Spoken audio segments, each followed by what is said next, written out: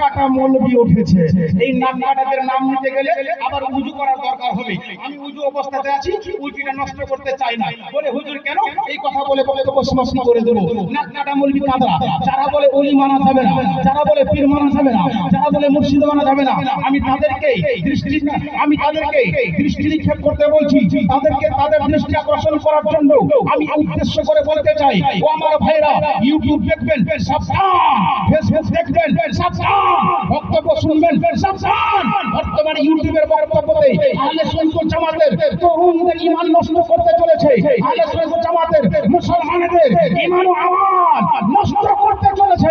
ইউটিউবের বক্তব্য শুনবেন, কোন আলেমকে জিজ্ঞাসা করবেন, হুজুর এই বক্তাটার বক্তব্য শোনা যাবে কি যাবে না, এই কথাটা জিজ্ঞাসা করবেন, তারপরে আপনি শুনবেন।